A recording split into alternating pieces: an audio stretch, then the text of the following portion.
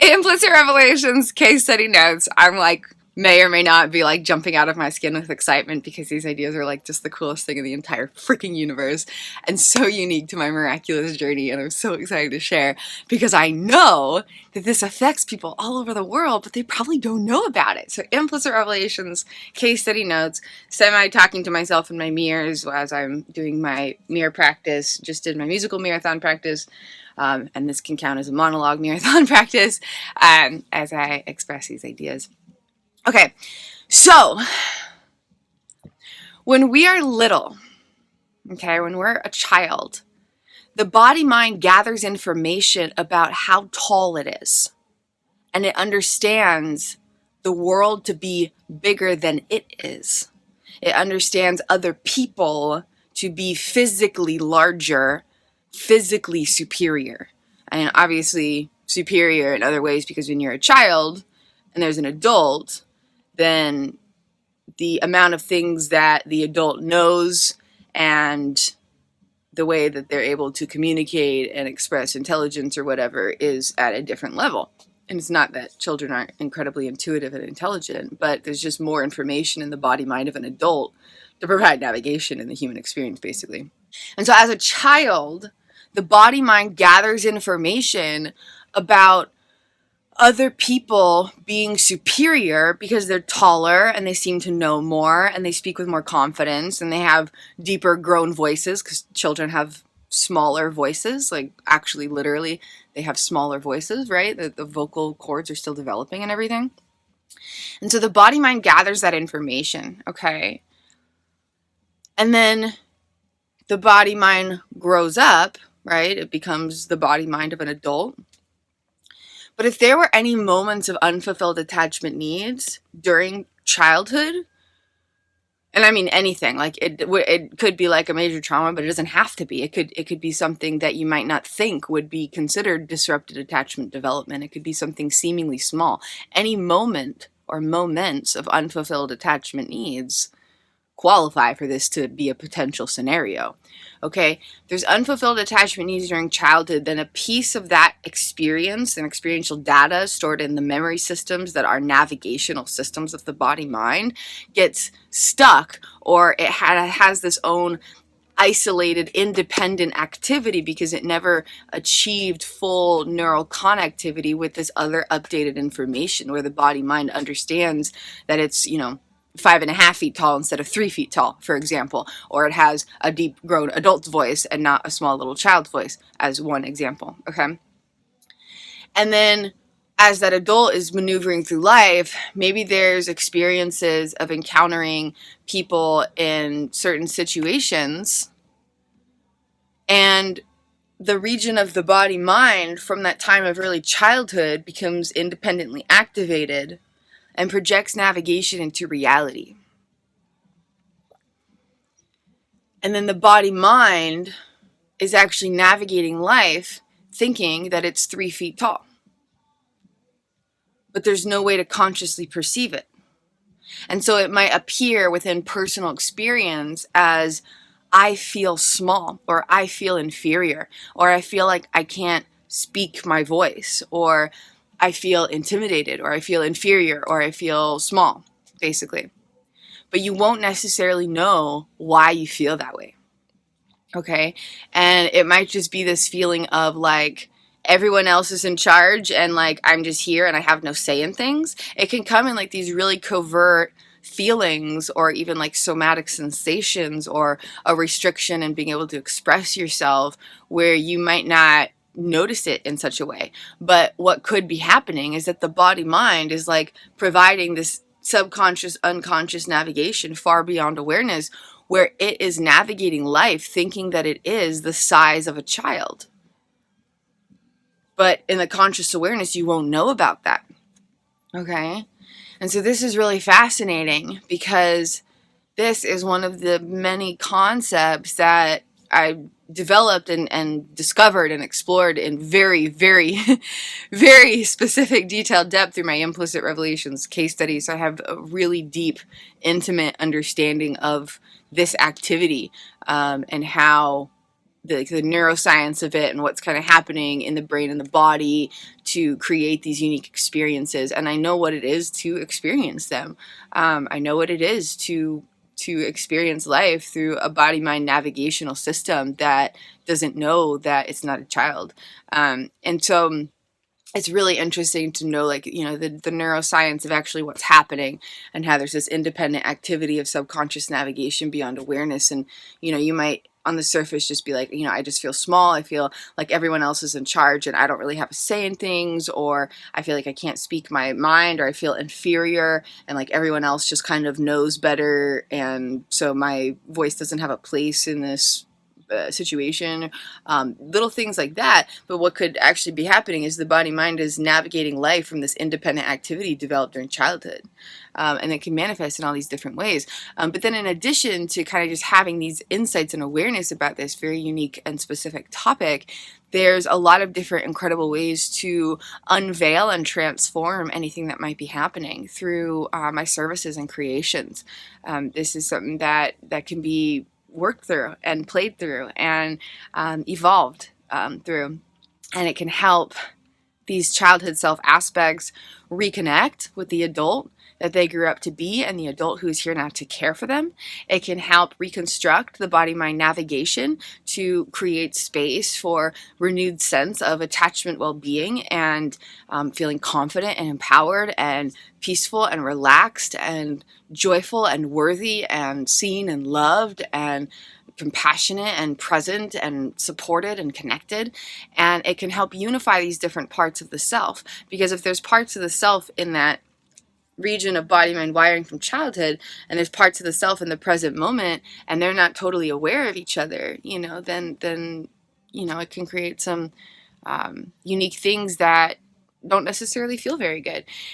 And it can help create this bridge of body mind navigation to start to integrate or reconnect these regions of navigational programs of the body mind.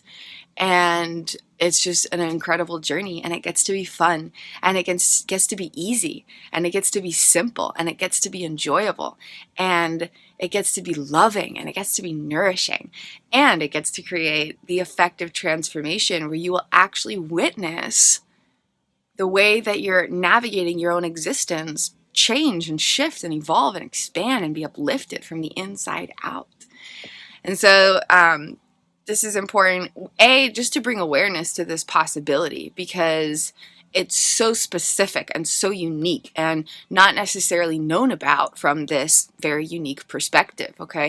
If there's a region of body-mind activity independent and navigating life from the perspective of data from early childhood, and that's being projected into now, then, you know, the body might not know that it's this grown adult body, and it can create some unique things. And just to bring awareness to that possibility and potential of unique styles of navigation, and then to do something about it, you know, to say, okay, I'm noticing this, and this means that there's parts of me who aren't fully connected with other parts of me. And it means there's aspects of my body-mind navigation that aren't updated and helping me maneuver life effectively. Like, I need to do something about this, you know, like I have the opportunity to do something about this. And so whether you explore my offerings or, you know, healing journey, avenues of loving liberation through an alternate route, it's important to do something about that. And so as we bring awareness to this, it's important to do something and to be there for our parts, the parts of ourselves, and to be there to encourage the expansion of this body-mind navigation. And if you are interested in exploring any of my offerings to explore this, since I have such a deep backdrop of understanding this and understanding the neuroscience and the details of what's happening in the brain and the body, and understanding the personal experience of it, and really just having this deep understanding of everything, then there's so many different offerings to explore this through. The most powerful and profound and unique is my marathons. Because through the subconscious unveiling journey, we can actually unveil and pinpoint the specific body-mind region of activity that's creating these projections from early childhood.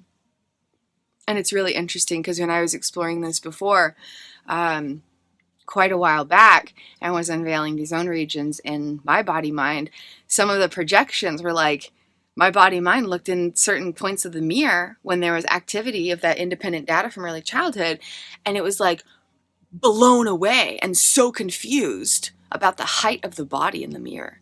But it was only at these very specific mirror coordinates. Those feelings didn't come up at any other space in the mirror. And then once I was able to unveil them, I used the transformation journey and just showed up every day, having fun, playing in mirrors, creating space for loving presence. And all of that stuff is totally rewired. And the inner child self aspects got to come home. And more of me gets to be more of me, and have a unified sense of this reflection of self and life. Creative connections, mirror play with mirror power is also another really powerful opportunity for this very specific healing journey intention. Those are the two most powerful, but there's also lots of other ways. If you just want to connect through an audio call, for example, then that is also an opportunity, and we can just explore what you're experiencing and create a loving path to evolve beyond it, or bring, for the first step is to explore what's happening and bring validation and compassion into that space to be like, okay, now I understand it. Now I have this expanded awareness. Now I know I'm not just like, going through this stuff that doesn't make any sense. Like, there's a reason this is happening, and it's valid and it's real, and these parts of me are real and they're valid and they're seen and they're loved and they're honored in this unique experience they're encountering. And now I know what's actually happening in my body mind navigation. I know what's happening in my brain body wiring, and from this space I can validate and honor myself for what I'm going through and what I'm experiencing, right? And then from that space of this expanded awareness of what's actually like happening, then you can create, okay, well, what direction do you want to move? How do you want to reconstruct this? How do you want to be there for parts of yourself? And I have so many tricks up my sleeve because I've gone through everything. I've gone through everything under the moon and back, and everything that I've explored through my implicit revelations case study, and all of the miraculous transformation I've evolved through in my journey has been through my own healing endeavors. There were no outside resources or coaches or guidance or teachings or anything. Everything that I share from are things that I taught myself and learned on my own healing journey, and all of the techniques and practices are things I developed from scratch to assist my healing journey when nothing else was working, and then I just didn't know where to turn, so I just turned inward and created these pathways of loving liberation and healing restoration that create transcendent transformation. And every single avenue is effective and enjoyable, feels good to explore, and truly creates the shifts that we desire and deserve. And so, once we understand what's happening, we can validate and honor that. It's, okay, well, what direction do you want to go in next? And once we point in the direction, and then we can create a very tangible, easy, effortless, enjoyable plan of action of, okay, here's what you're going to do. It's going to be fun. It's going to be awesome. And it's going to change your life. And so we can explore it through an audio call. We can also explore these sort of topics through a treasure mapping session and explore the attachment systems and the navigational systems of the body mind that are creating unique experiences, and really connect with the parts of self who are within that, who are different from the brain body wiring and experience. So there's lots of different magic. We can also explore mystical odyssey imaginatives. We could go inside of the body mind and have this playful, imaginative, exploratory adventure to scope out the energetic subconscious landscape of the body mind and these parts of consciousness, and actually meet the parts who are within the foundation of these experiences, and from this greater unity of self-essence kind of expand and shapeshift the body-mind wiring so that it serves your healing journey of loving liberation.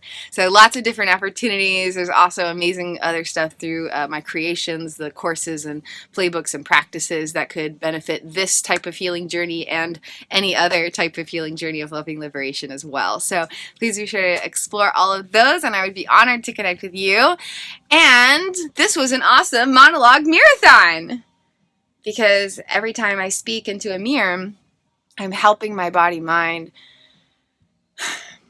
Real talk for a minute. I'm helping my body mind learn how to associate with itself, because it's learning to meet itself for the first time.